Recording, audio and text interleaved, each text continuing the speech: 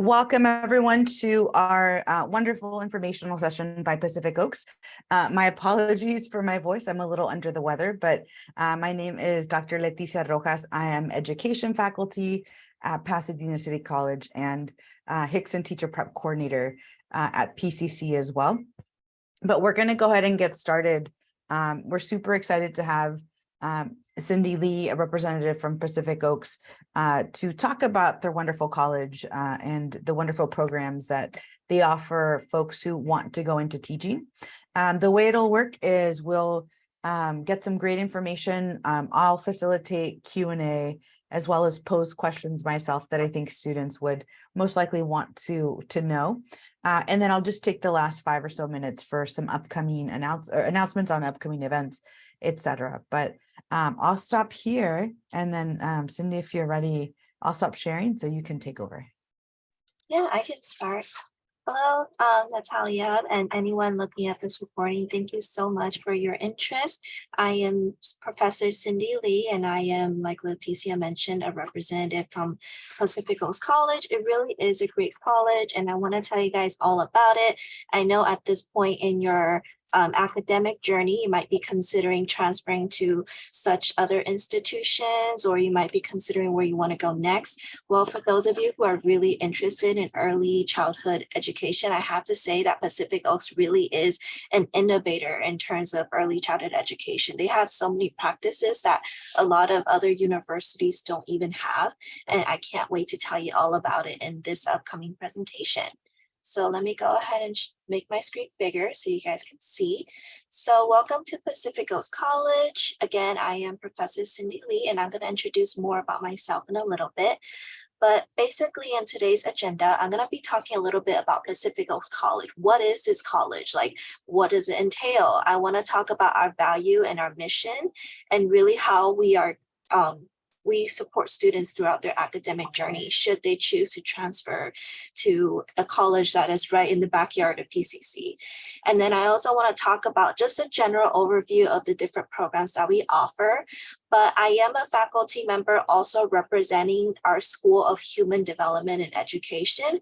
Originally, it was just School of Education, but we recently had a merger with Human Development because a lot of our studies are very similar to what they're studying as well. So in addition to introducing very briefly the School of Human Development Education, I'm going to talk a little bit about the early childhood education focus, credentialing, the bilingual authorization program, which I am also in charge of. And that's one of the main reasons why, Pacific Oaks decided to employ me. And I'm also going to talk a little bit about human development. At the end, like Leticia mentioned, she will be hosting the Q&A session, and I will be answering any questions that you may have, okay? All right. So first, I want to talk a little bit about Pacific Oaks College. What is it? They have over 75 years of history. So they first started with a children's school, so like a preschool way back when. And then as the kids grew up and as the teachers grew up, they decided, wow, we really like what we are doing here in this children's school. So they actually opened up a college to, teach future teacher educators on the practices that they're doing. And that's how really Pacific Oaks College came about.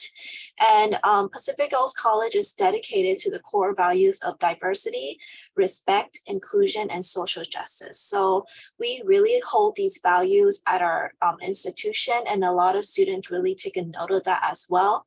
And we are also recognized as a Hispanic serving institute as well. So we really try to serve not just the Hispanic population, but also other populations as a whole. But we really want to make sure we have these considerations and need.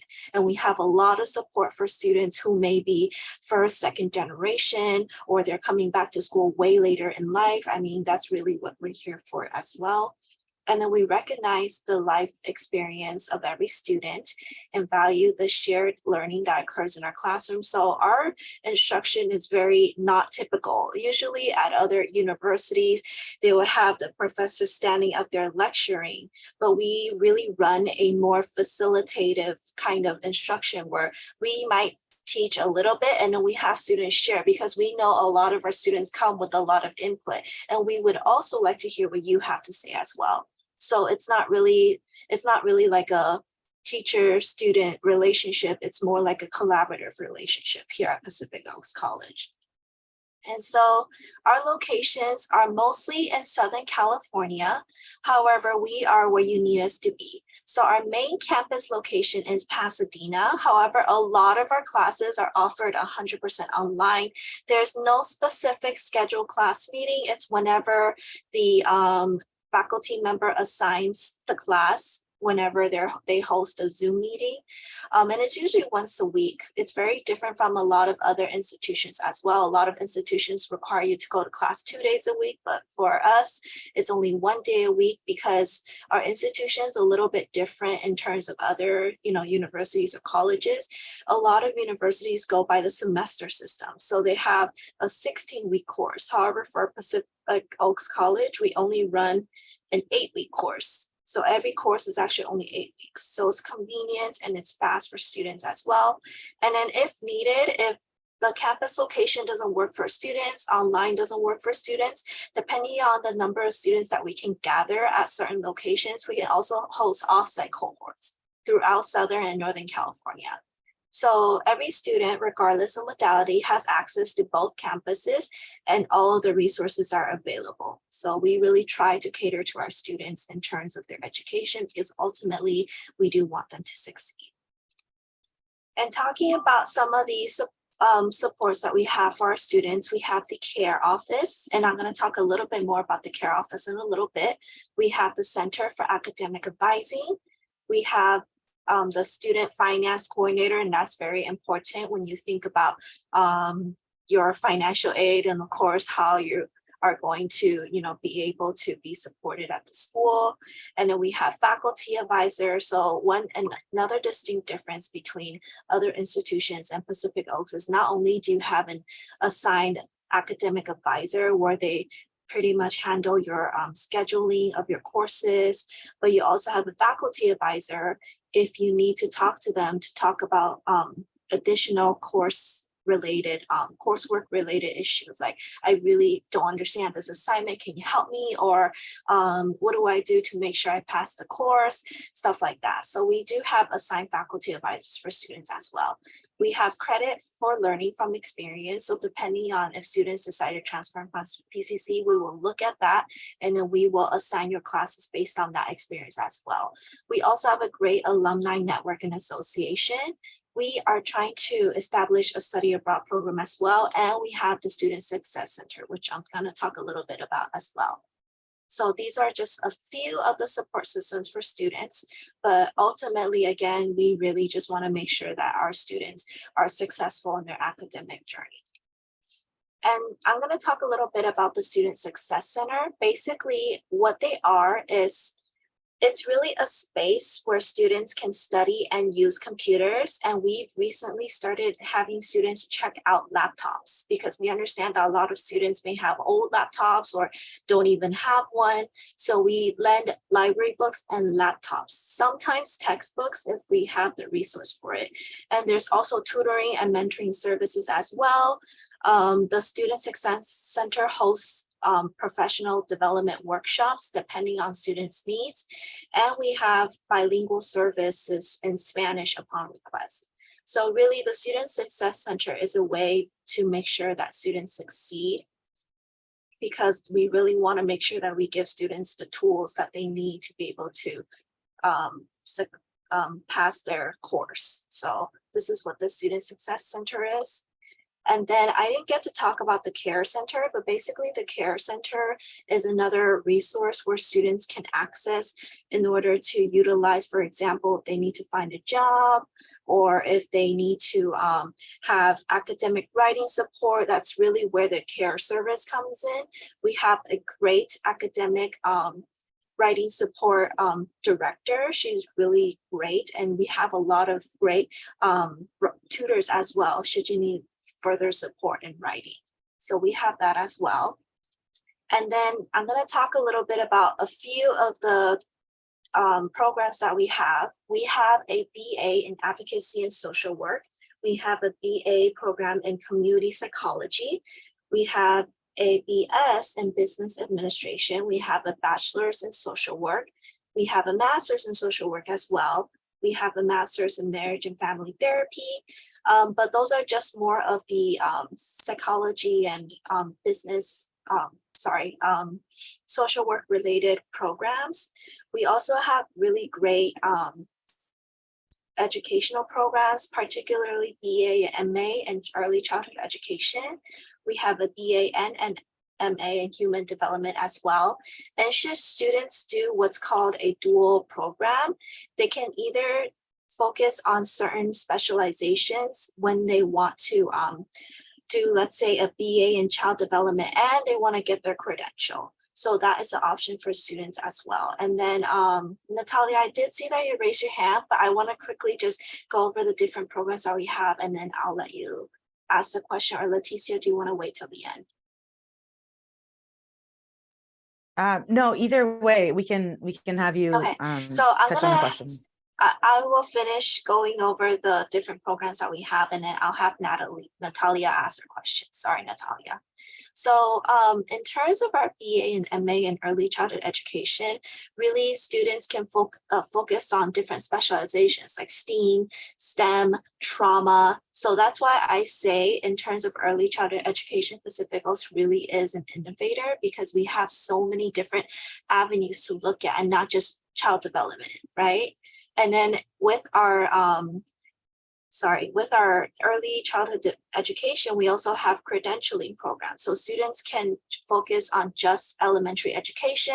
They can focus on elementary education and special education. And we really have a great faculty member who is in charge of special education as well. We have an MA in regular elementary education, and we have an MA in special education as well. And for our special education, we focus mostly on mild to moderate students, okay? And then if students choose to just get the credential, that's an option too. But we only allow students to get the credential in multiple subject teaching or educational specialists, which is the special education. And then students can even add on a bilingual authorization credential, like say if they want to teach in an elementary classroom, but teach in Spanish or in Mandarin, we are offering that as well. Okay, I've gone over some of the different programs that we have at Pacific Oaks, but I think that Natalia has a specific question. So Natalia, would you like to ask at this point? Yeah, I'll for the care center for is that for all students or just like The students who care are center and the student success centers for all students. Anyone that's enrolled at PO, yeah. okay? And does Pacific Oats have a school psychology program with a credential? That is a really good question. They do have a BA in community psychology, but I don't think you would, I'm not sure how adding on that credential works. You would have to talk to an academic advisor about that. Oh, okay. We also have a bachelor's in social work in case you're interested. I'm looking to do my master's, that's why. Oh, we also have a master's in social work as well. Okay. Yeah, awesome. Thanks, Natalia. And if you have any questions, go ahead and feel free to just raise your hand. And, you know, depending on the situation, I can call on you or we can wait till the end, okay? Okay. But thank you for your questions so far. This is really great. Yeah, this is just a snapshot of all the different programs that we have. But yes, if you're interested in doing a master's in social work, we have that. If you're interested in doing a master's in marriage and family therapy, we have that as well. So not just education, but we also have a few other programs as well. Okay. Okay. All right. I'm going to go ahead and move on specifically to our School of Human Development Education, because that's where my focus is. And so again, we really want to make sure that we prep teachers in the classroom. We give them practical and realistic experiences so that they don't go in the classroom not prepared, no matter what they're trying to teach, right? And then these are a few of our faculty members. We have Dr. Ruben Cortez. He's a core faculty in the School of Education, and he focuses mostly on the credentialing side of it. We have Dr. Marcia Swindler. She is also a core faculty member. And like I said, she's really great in special education or support needs education. She has been in this field for over 20 years. So she knows what she's talking about for sure. And prior to coming to PO, she's also worked in special education programs in like Arcadia High School and all these other schools. So she definitely knows what she's talking about. And then we have Professor Yolanda Carlos. She is a core faculty member in early childhood education. Although she does not have her doctorate, she is very, very well versed in early childhood education, and she has done a lot in terms of this field. So she really helped plan the whole Head Start. I mean, she is just so innovative in early childhood education. And then there's me. I am a core faculty member, and my main role really is to handle the bilingual program. But because we haven't started that program yet, I am supporting Professor Carlos and Dr. Cortez in credentialing and early childhood education. Because for my background, I got my bachelor's in child development, and I got my credential with my child development. And then for my master's, I did education, but emphasis on reading and literacy. So really that's where my forte is. Yeah. And then we have in the human development side of our department, we have Dr. Carlene Fider. She is the core faculty member in human development. And then we have Dr. Shay Quinton, who's also a core faculty member in human development. And you don't see his picture for some reason. Oh, there we go. Our dean is Dr. Jarrell Hill, and he handles a whole department in terms of our School of Human Development Education. So he's the big boss. And then in terms of some other administrative support staff, we have Ted Bong Highland. He's our program manager. So any course related questions, like, you know, if you notice you need textbooks or anything like that, you can ask him. And then we have Judith Krause. Right now, she is the director of our children's school, our preschool that's still running. But she does handle the early childhood education side as well. And she's gonna even lead our doctorate program because PO is launching a doctorate program in early childhood education. So she's on charge of that as well. We have Dr. Veronica Estrada. She is the administrative faculty for human development, but she's also our credential analyst. So if students are looking into getting their credential, whether it's multiple subject or it's education specialist, she's the one that reviews all the paperwork, approves it, send it to CTC, and then they approve and everything. So as I mentioned earlier, sometimes you'll get a faculty advisor that's assigned to you for specific coursework related questions. But overall, the people that are going to be handling your scheduling of your courses and such is Rebecca Zhang. She's the academic advisor for BA-ECE. And then we have Miss Elena Rotuno. She is the academic advisor for MA-ECE and for credentialing. So we have a great support staff for students as well, okay? And then I want to talk a little bit about the early childhood education program at Pacific Oaks College. You can either do the bachelor's or the master's program. So depending on what you need, the bachelor's is 121 units, and then the master's is 30 to 33 units, okay? And then, like I mentioned earlier, if you want to add on a specialization, it only adds a few more units to your degree of study. We have STEAM, but that's only for the bachelor's degree. We have trauma for both the bachelor's and the master's degree. And then we have just a generalist.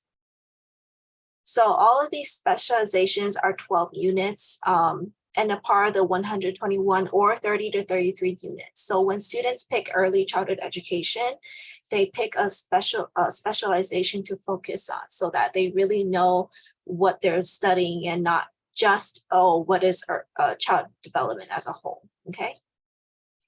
And then really when we learn theory, for example, in some of these sample courses, we also apply it in the practicum. So students have an opportunity to observe preschools or even the children's school at Pacific Oaks College. Well, not at Pacific Oaks College. It's like a few blocks away from Pacific Oaks College, but students get a chance to not only learn about the theory and all that, the fun stuff, but also get to apply in the actual classroom. So this is really great about Pacific Oaks, and really we want to make sure that students get the practicum experience they need while they're learning in the coursework, okay? And then, like I said, really we want to make sure that students not only learn in the classroom, but they get out there and apply and with field work and with action research as well. And this is just for early childhood development. And now I'm going to talk about our credentialing programs. You can either get a multiple subject credential or a education specialist credential. Unfortunately, at this time, we do not have a single subject credential, but maybe in the future we might, depending on our staffing. But overall, you can do a BA or an MA, and then you can just do the standalone credentials as well, okay? And there's an option to complete your MA and a credential in 1 year. That's the accelerated option. But when you apply, you have to actually apply for that. And then we actually have to look at your academic records, make sure that you are on track for that accelerated option because it's really, really fast, okay? And then I've already talked about this. We offer only really multiple subject credential or education specialist credential. So when you are taking the multiple subject credential, you are teaching, you're learning as if you're a teacher in a TK through 12 setting mostly, but you're also doing the practicum at the same time alongside your coursework. And then same thing for the educational specialist credential. You are learning how to work with students with mild to moderate support needs, okay? And then, so the credential pathway, students have some different options. If you're doing the credential program, usually what students do is towards the end of their credentialing experience, they do what's called student teaching. So they have to teach in a certain classroom for a certain amount of weeks. For Pacific Oaks, it would typically be, I believe it's 12 weeks, but correct me if I'm wrong. Most of the time, student teaching is full-time and unpaid. However, credential students at Pacific Oaks College are eligible to receive a stipend of $1,200 during their student teaching semester. So still better than nothing. I mean, when I did my student teaching, I didn't get paid anything. So I just had to suffer through that quarter of student teaching, but this is a really good option for students in case they want to just teach for the 12 weeks to 16 weeks and then be done with that. However, at Pacific Oaks College, we are offering an intern pathway program. So you have to be a graduate level student. You can be hired as a lead teacher in a classroom, and then you complete not only your clinical practice hours and also your coursework requirements during your first and second year of full-time teaching. So while you're teaching, you're completing your coursework and clinical practical hours. But you can only be eligible after meeting certain credential requirements, such as taking a few of these courses that are listed, but there might be a little bit more, and actually receiving a job offer. So these are two pathways that we have for students that are interested in getting their credentials. So you don't just have to do student teaching, you can do the intern pathway as well. Okay, so it depends on which option you like. For me, I was financially able to just do, well, I was only given the choice as well to just do student teaching, but I had the funds, fortunately, to be able to get through those couple of weeks. But for students that really need that money while they're doing their coursework, they might want to consider being an intern teacher while they're, completing their academic journey. Okay. And then some other credentialing requirements include passing the CBEST. They need a certificate of clearance or some other CTC issue permit. They need to pass a CSET, so that's the multiple subject one. They need a TB test. They need verification completion of the U.S. Constitution requirement. And there are a few ways to complete this requirement. And we will tell you what that is if you decide to come to PO for the credentialing program.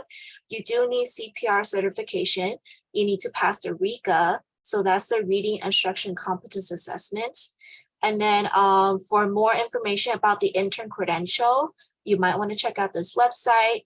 And then you can also check out our credential office website for more information, but these are just a few of the credential requirements. And typically for students who are student teaching, we ask that they complete these requirements before they do student teaching. Because along the way, of student teaching, they have to do what's called Cal TPAs, which is basically while they're teaching, they also have to take another like CTC exam to like make sure that they're doing okay in teaching all of that. So there's a lot that goes into it, but a lot of people are really dedicated to become teachers like me. I actually went through all of this as well in my academic journey, and I did the Cal TPA. So that was really fun. And I really enjoyed my time in the classroom while I was there. So I'm telling you that it's worth it. And then I really want to talk about the bilingual authorization credential program in Spanish or Mandarin.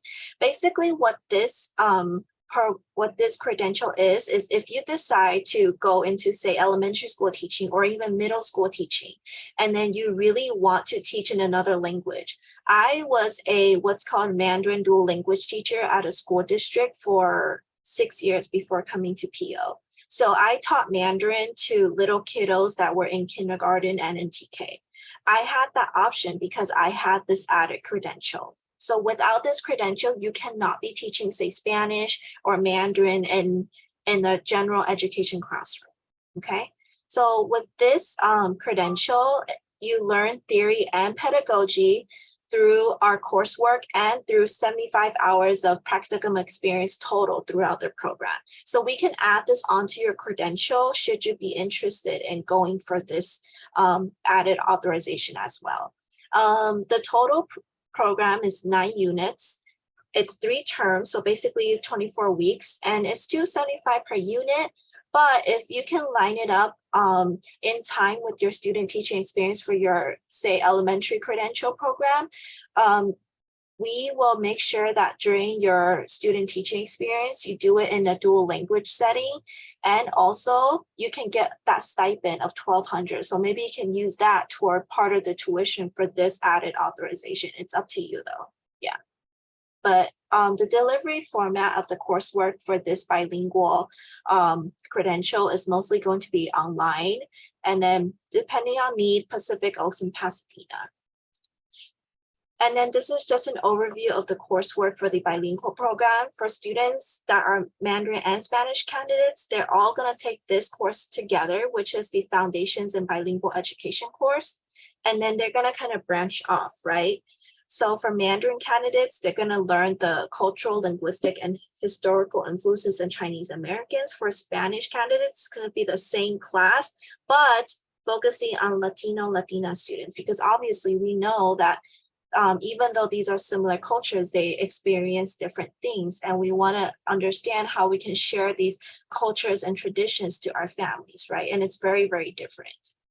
And then after this cultural course, students take a methodology course because they learn how to either teach Mandarin, or for Spanish candidates, they take this course to learn how to teach Spanish to any students that they may receive. So this class is really important because this is where you really learn the brunt of the coursework and how you will teach the language and the culture to students that you may get in your future classroom. And then when you are done with this, you will get your Mandarin or Spanish bilingual language authorization. So you will be able to teach Mandarin or Spanish in a general education classroom. So like an elementary school classroom or middle school, depending on what the middle school entails. But with this added authorization, I do want to add that in addition to all the other tests that you had to take, as mentioned above, you do need to take the CSET World Language Test as well in Spanish or in Mandarin. And then you only need to take subtest 3, which is the language proficiency test. It basically measures your language proficiency and how well you speak the language. For students that are fairly proficient, I wouldn't worry too much about that test. As long as you're able to speak it, conversationally, or able to write like a bit, you'll be okay. And then if you take this coursework, you will be able to fulfill some of the test requirements that they have. And then I want to talk next about human development for those of you who are interested.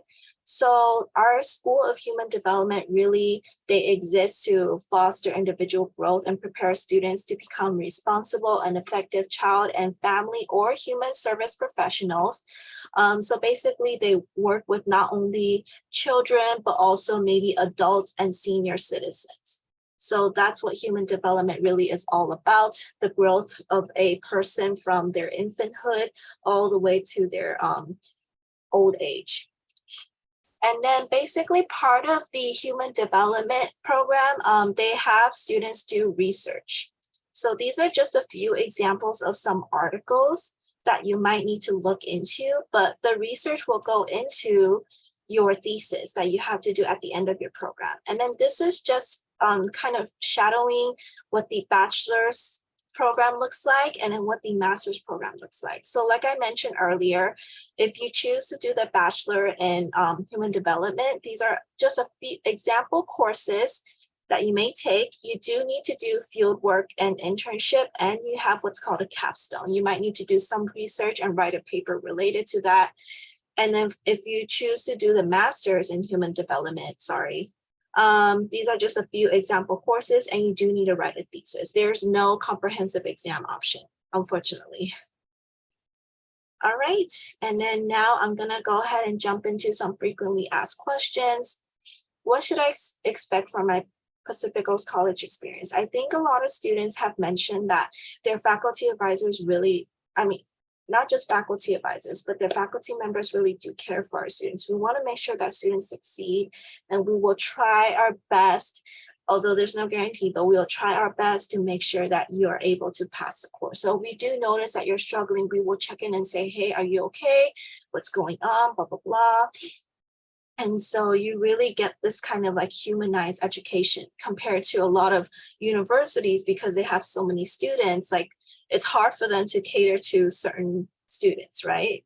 So this is what you can expect. And it really, like, everybody is really friendly at Pacific Coast College. We are really nice to our students, and we try our best to think of ways to innovate students' education while they're at Pacific Coast College.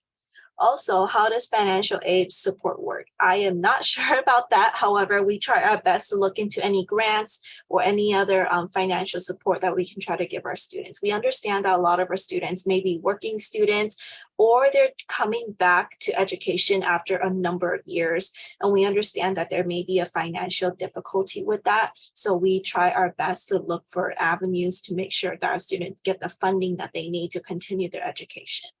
I talked briefly about the differences between a faculty advisor and an academic advisor. So the faculty advisor really makes sure that you're succeeding in your coursework. And if we find that you're not, then we will check in with you, make sure you're doing okay. And then your academic advisor is the one that really assigns your classes, tells you which class you're supposed to be taking when, lets you know when you're almost graduating, what you need to do, etc.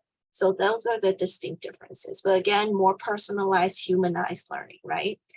And then some students might be scared of online learning. That's new for me. How will I navigate? Although it's not as new as for some students, especially if you're at PCC and you do take online courses.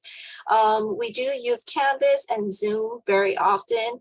And then we use something called Portfolio as well, which is an online platform where students turn in all of their signature assignments for every single course. And at the end of the course, students will have a collection in case they need to build a portfolio. So that's basically what it is. But if you've already used Canvas and Zoom, you should be pretty familiar with online learning. But should you need support, we also have a tech department who can help you with anything that you may need, okay? What if I have a credential or permit question? You will refer to our credential analyst, or you will refer to our academic advisor, Ms. Elena Rotuno. She is really in charge of looking over your coursework. But Ms. Dr. Veronica Estrada, as mentioned earlier, she's the one that approves all your paperwork, all your test scores for you in order for you to get your credential. If I start to feel overwhelmed, too busy, or the unexpected, talk to your faculty member right away, talk to your academic advisor, let them know, and then we will try our best to support you and see what you need, okay? And that is pretty much it for me. Thank you so much, Natalia, for coming. If you decide that you're interested in coming to PO after your experience at PCC, you can contact Kiana Coleman. She's the Assistant Director of the Admissions Office. Or if you have any other School of Human Development Education related questions, you can feel free to contact me.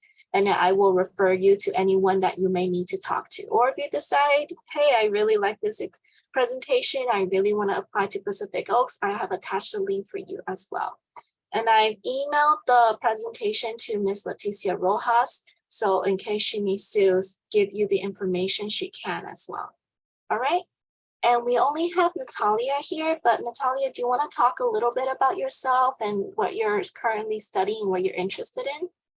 Oh, well, I currently hold a bachelor's to applied science, and my professor is Leticia Rojas, and I'm taking her class because I was trying to get into CSUN. I don't think it's gonna happen. For school psychology, and her class is kind of like above another class for requirement, so I want to take it, and I also thought it would be a good chance to learn more. Yeah. And I did have some questions as I was listening to you. For like when the students do have a field experience, does any of the classes show how to communicate with parents?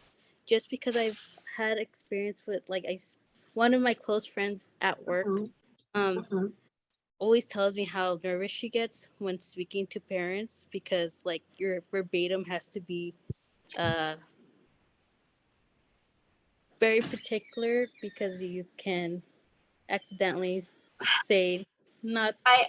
I understand that, and that is a big fear that a lot of students had, and that is a fear that I myself had when I was a teacher. I mean, especially as a Mandarin dual language teacher, I was one of the first in my district, and of course, a lot of parents had questions like, what's your experience? What's your education, blah, blah, blah, and then they were basically coming at me like vultures. But it's important to know and to share with anybody, like, as faculty members, if you ask this question, we can guide you on how to talk to parents. But the biggest tip I want to give you, your friend, or anyone else who is interested, really, parents are asking you questions because they're concerned not in your teaching, but more of they just want to learn how to support their child. So you got to take it like that when you're talking with your parent, and then just be very honest with them, but also like talk to them like an honest professional. This is my experience and this is my observations, because, you may or may not, the parent may or may not disagree with you, but what's really important is that you at least give your honest piece, right? Because they want to hear honesty from you. They don't want to hear sugar-coated things. So it seems very scary to talk to parents, but really, as long as you're honest with them and you communicate with them often as needed, parents will learn to trust you. Yeah, that was just one of my questions, because I was like, I'm also a TA for social to mild to I think they're just mild to severe class, a sped class in the district, and my teacher's pretty new. She's only been there for a year and a half, and she always tells me how nervous she gets. And I mean, it's very nerve-wracking for new teachers, but I can tell you, all of the faculty members at Pacific Oaks, we have experience in our forte, and that's why we were hired at Pacific Oaks College. Like I mentioned earlier, Dr. Marcia Swindler, she has been in special education or support needs education for many, many years, even before Pacific Oaks College. She was a sped ed teacher at Arcadia High for many years. And even before that, she was a TA. So she definitely, when we teach, we definitely know what we're talking about. So, we try to provide that experience to students if they ask. But the most important thing that we ask our students is to ask us, because if you don't ask, we don't know. Right? Yeah. And also there was a question that it just occurred to me. Some schools like provide or like kind of give you like a list of districts you can go to. Does Pacific Oaks do that too with their students? We can. If you happen to find, like, say during your practicum, we often encourage students to find their own school site that's close to their house, because sometimes we have students that are not from California. So obviously we can't place them if, say, they're at Illinois or something like that, right? So we encourage students to find their school site for their own practicum experience. But when it comes to student teaching or internship, we do try to look at where students are at and we try to assign them. Okay. Because typically for student teaching, the institution assigns you based on where you're needed. I know I was assigned to my school district when I did student teaching. Okay. Yeah, because I think I was looking at CSUN, or looking at some Mhm, school, and I was mhm, looking for both their teaching and their school psychology mhm, programs, and they mhm. both said like this is the only districts you can go to.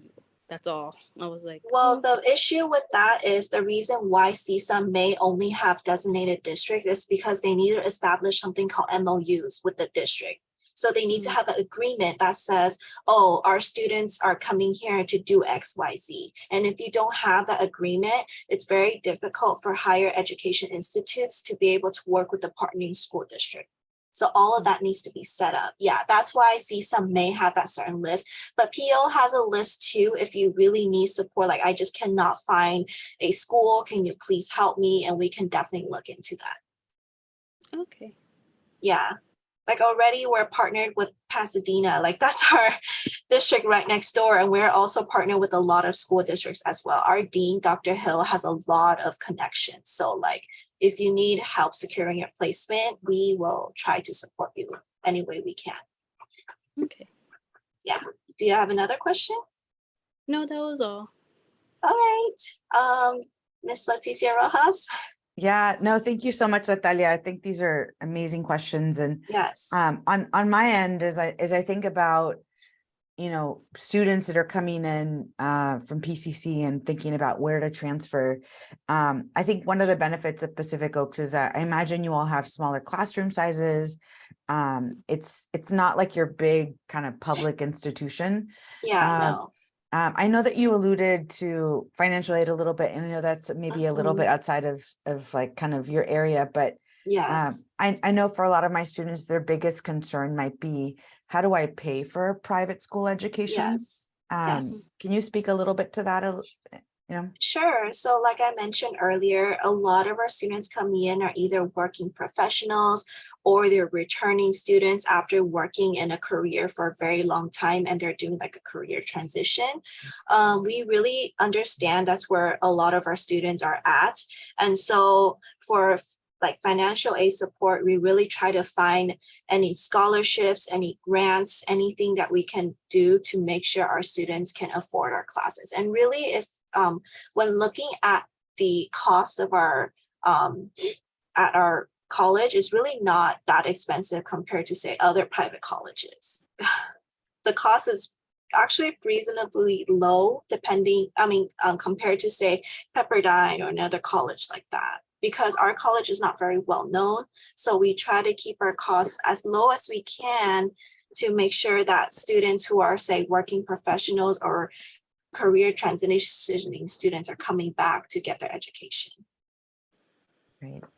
Thank you so much. I appreciate this. And I think if you are able to drop your email once again into the Sure. chat, let me, I'd love to share that along with a recording for our students, but thank you so much. This is going to Yeah, be great thank for our you. directory, and then hopefully we'll all be seeing you in the conference and all that, but That I'm going to sounds pause. great. I'm going to pause the recording at this point, but thank you everyone for watching. We're